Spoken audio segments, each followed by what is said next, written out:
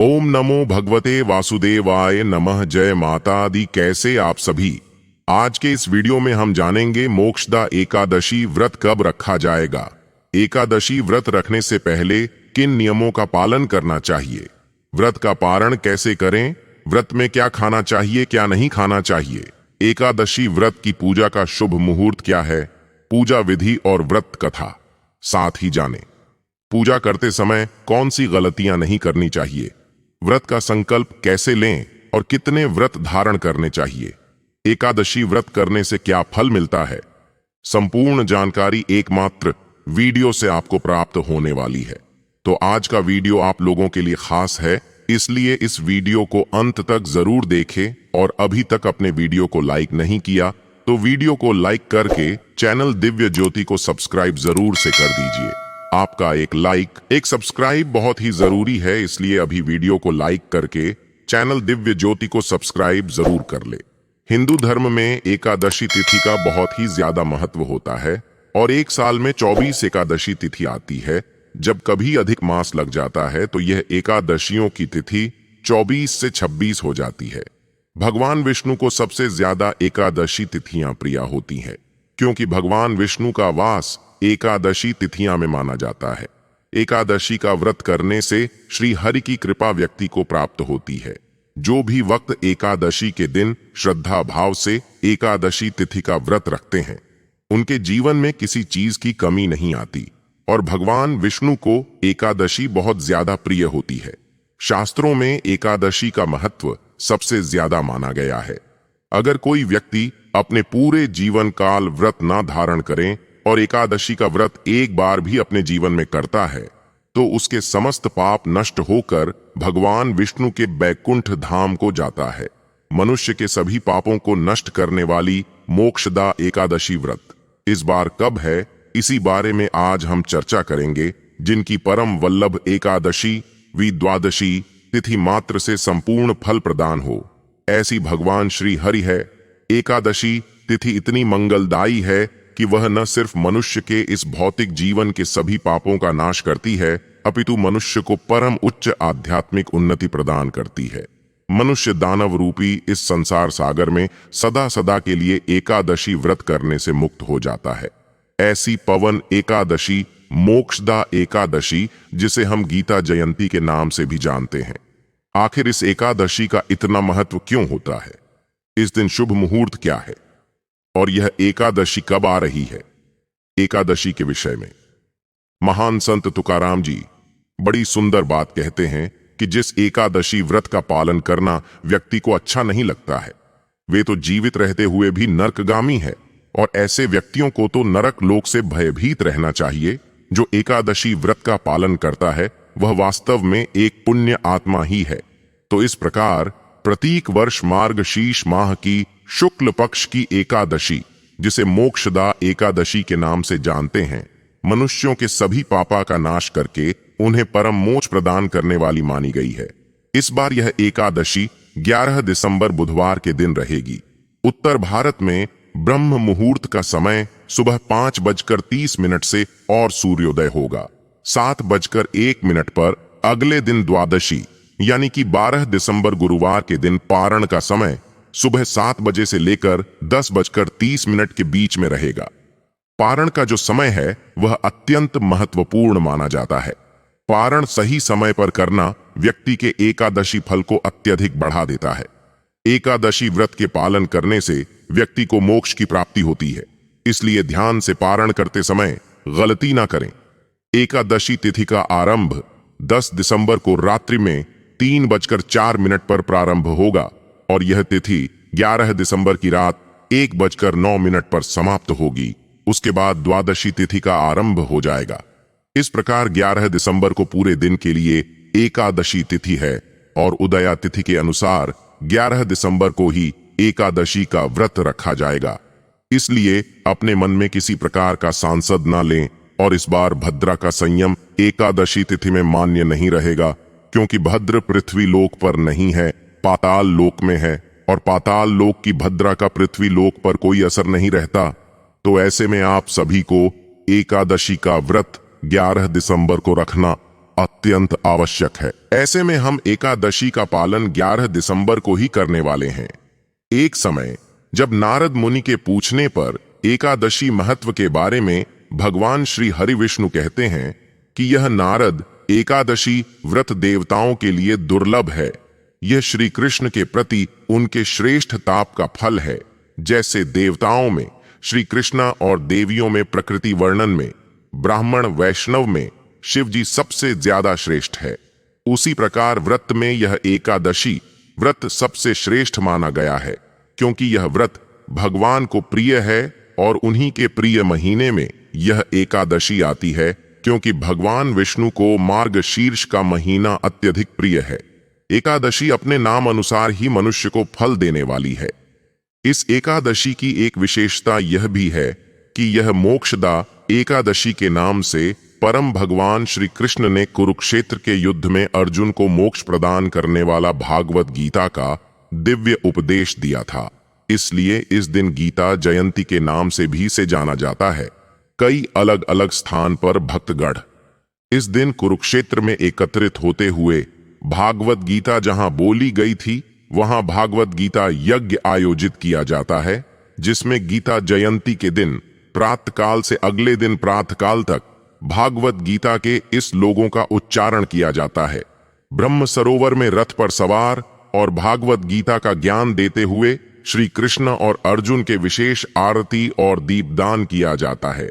साथ ही इस दिन शोभा यात्रा निकाली जाती है और देश के विभिन्न भागों में अनेक स्थानों पर भगवत गीता के ऊपर प्रवचन आयोजित किए जाते हैं।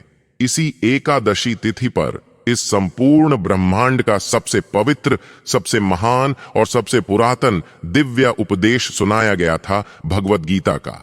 यह संदेश सिर्फ एक संप्रदाय, जाति या समूह के लिए नहीं, अभी तो संपूर्ण मानव समाज के कल्याण के लिए है। और यही तो हमारे वैदिक सनातन संस्कृति की महानता है कि वह संपूर्ण मानव समाज को एक सूत्र में बांधती है। मोक्षदा एकादशी का सरलता से पालन करने वाले व्यक्ति एकादशी व्रत का पालन करते हैं तो उनको भगवान विष्णु की कृपा प्राप्त होती है।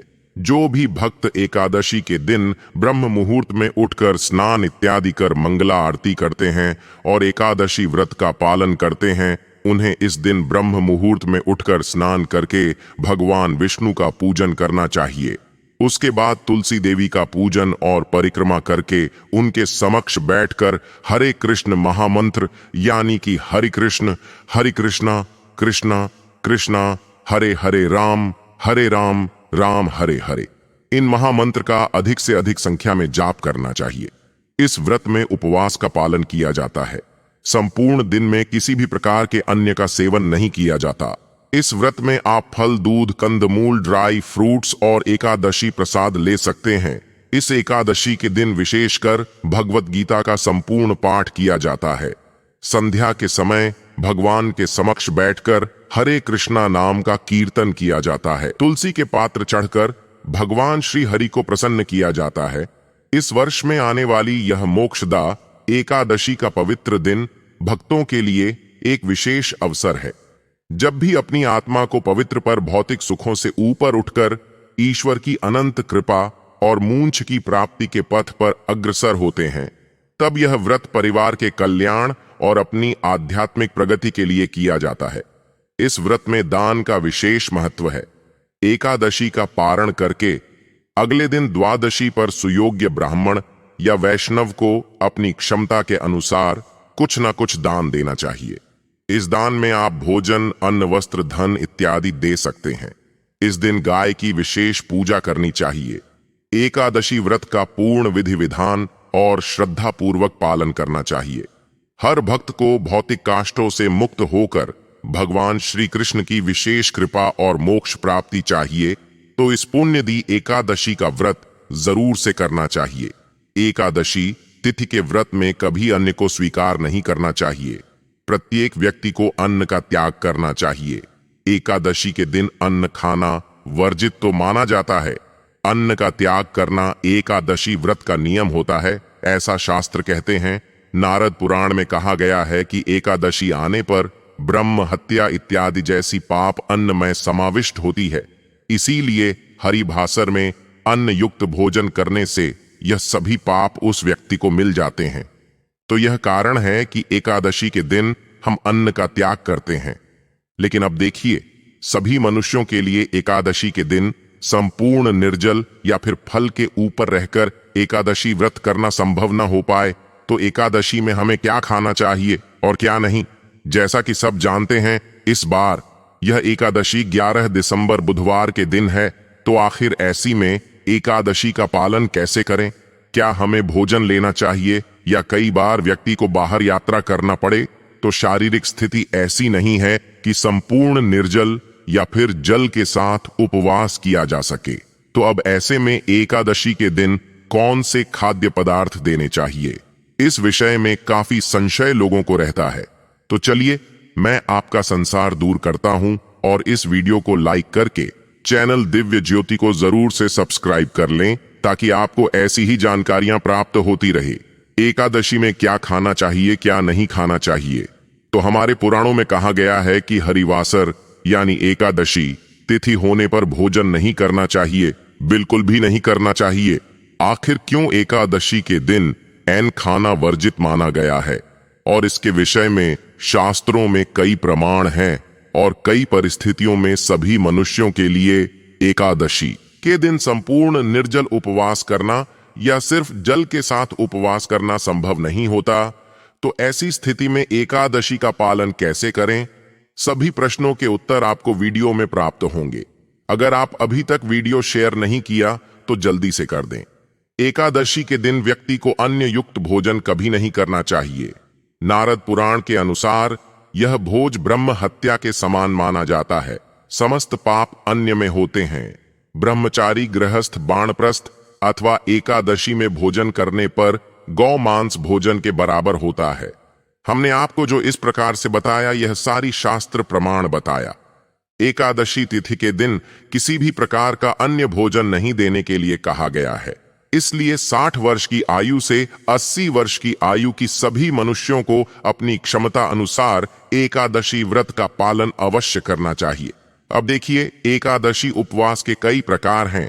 पहले संपूर्ण निर्जल उपवास। जो व्यक्ति निर्जल उपवास रखती हैं, एकादशी के दिन संपूर्ण जल और अन्न का त्याग करते हैं, उसे दिन में पानी की एक बूंद भी ग्रहण नहीं करती। दूसरे प्रकार से सजल उपवास, यानी कि एकादशी के दिन सिर्फ जल पीकर ही उपवास करना, इसके सिवा न कुछ खाना और न कुछ पीना। तीसरा उपवास होता है सफल उपवास, यानी कि जो व्यक्ति इस प्रकार का उपवास करते हैं कि एकादशी के दिन या तो 2 बार जल, दूध और फल लेते ही। और चौथी प्रकार का उपवास होता है एकादशी प्रसाद युक्त उपवास, अर्थात एकादशी के दिन जो चीज है खाई जा सकती है, उससे बना भोजन प्रसाद लेकर किया गया उपवास। हम सब जानते हैं कि निर्जल और सजल उपवास अत्यंत कठिन होते हैं और यह सभी के लिए हर एकादशी पर करना संभव नहीं होता। इसलिए अधिकतर लोग एकादशी का उपवास सफल और एकादशी प्रसाद के साथ करते हैं। यह उपवास करने से भी आपको एकादशी का संपूर्ण फल ही मिलता है। लेकिन किसी भी स्थिति में एकादशी के दिन किसी को भी अन्न नहीं खाना चाहिए। तो चलिए अब देखते हैं कि एकादशी के दिन क्या ऐसी चीज हैं जो नहीं खानी चाहिए। एकादशी तिथि में वर्जित पदार्थ है गेहूं, चावल, दलिया, हर प्रकार की दाल, मैदा, बाजरा, मक्का, ज्वार, उड़द, इस प्रकार का कोई अनाज। इसके अलावा अन्य युक्त तेल का भी उपयोग एकादशी में नहीं कर सकते, जैसे कि सरसों का तेल, मक्के का तेल, तिल का तेल, सोयाबीन तेल इत्यादि। एकादशी के दिन इन मसाले का प्रयोग भी नहीं करना चाहिए, जैसे कि रिंग राई, सरसों, इमली, सौंफ, तेल, अजवाइन, खसखस हिंदी में थी, कलौंजी बाहर से दिया हुआ, कोई भी सब्जी मसाला, गरम मसाला, बेकिंग पाउडर, कस्टर्ड पाउडर इत्यादि इस दिन बाहर से बने हुए पदार्थ नहीं लेने चाहिए, जैसे कि ब्रेड, बिस्किट, जेड, पापड़, अचार, सोया से बने हुए पदार्थ, कस्टर्ड, चीज पैकेट वाले नाश्ते, बेकरी आइटम्स इत्यादि। कुछ सब्जियां भी ऐसी हैं जिनका उपयोग हम एकादशी के दिन नहीं करती, और वह भी पत्ता गोभी, फलियां, मेंस वाली प्रत्येक सब्जी, पालक, मटर, चैन, करेली, भिंडी, बैंगन, कोई भी साग इत्यादि। साथ ही साथ लहसुन और प्याज बिल्कुल ही वर्जित होते हैं, इनको भूलकर नहीं खाना चाहिए। और चाय, कॉफी, मादक द्रव्य भूलकर नहीं लेनी चाहिए। आपको प्रतिदिन चाय, और कॉफी पीने की आदत हो। लेकिन अगर आप सच में एकादशी का निष्ठा पूर्वक पालन करना चाहते हैं और परम भगवान श्री कृष्ण को प्रसन्न करना चाहते हैं, तो एकादशी के दिन आपको चाय, कॉफी और बाहर के कोल्ड ड्रिंक्स नहीं लेने चाहिए। अब आप सोच रहे होंगे कि अरे बाप रे, एकादशी के दिन इनमें से कुछ भी नहीं ले सकते। ओहो, तो फिर तो पूरा निर्जल उपवास हो गया एक तरह से, है ना? नहीं, ऐसा नहीं है। आपको जानकर आश्चर्य होगा कि एकादशी में ना खाने वाली चीजों से ज्यादा लंबी लिस्ट एकादशी में खाने वाली रेसिपीज की है। तो चलिए अब हम आपको बताते हैं कि एकादशी में क्या चीजें खा सकते हैं। तो इस दिन आप कुछ आटा ले सकते हैं, जैसे कि राजगिरे का आटा, सिंघाड़े का या कुत्तू का आटा। एकादशी उपवास में आप साबूदाना, सामक, चावल और राजगीरा भी ले सकते हैं। सब्जियां जैसे कि आलू, शकरकंदी, टमाटर, अदरक, हरी मिर्च, नींबू, नारियल, खीरा, गाजर, कद्दू, पेठा, कच्चा पपीता, कटहल इत्यादि ले सकते हैं।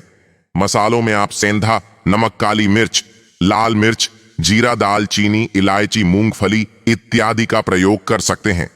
इस दिन आप हर प्रकार के सूखे मेवे ले सकते हैं, जैसे कि बादाम, काजू, किशमिश, पिस्ता, अखरोट, खजूर, मखाना, मिश्री इत्यादि। इसके उपरांत हर प्रकार के फल भी एकादशी उपवास में लिए जा सकते हैं। अच्छा, एकादशी का भोजन बनाने के लिए अच्छा तो यही होगा कि सिर्फ घी का प्रयोग किया जाए, लेकिन अगर यह संभव नहीं है तो आप मूंगफली का तेल और सनफ्लावर तेल का उपयोग कर सकते हैं। लेकिन एक बात का हमेशा ध्यान रखें कि एकादशी प्रसाद बनाने के लिए आप जो भी तेल, घी या मसाले का प्रयोग करें तो साफ होने चाहिए। यानी पहले आपने किसी तेल में कोई चीज तली हुई है तो उसी तेल में दोबारा एकादशी प्रसाद मत तलिएगा। उसी प्रकार घर में कोई भी मसाले अगर आटे वाले हाथों से उपयोग में लिए हुए हो या उसमें हल्दी गिरी हो तो उसका प्रयोग नहीं करना चाहिए। एकादशी भोग बनाने के लिए साफ मसाले ही प्रयोग में लेने चाहिए। एकादशी में दूध और दूध से बनी हुई सभी चीजें ले सकते हैं, जैसे कि दूध, दही, छाछ, माखन, पनीर, मट्ठा, चीज, श्रीखंड, लस्सी इत्यादि। और दूध से बनी हुई मिठाई भी। आप नींबू पानी भी बना सकते हैं और जलजीरा भी। बस याद रहे उसमें कोई ऐसा मसाला ना डालें जिसमें किसी भी प्रकार का अन्न का प्रयोग किया गया हो। मीठे में आप चीनी, गुड़, मिश्री और शक्कर का इस्तेमाल कर सकते हैं। चलिए अब फटाफट से आपको हम कुछ एकादशी स्पेशल रेसिपीज के नाम बता देते हैं।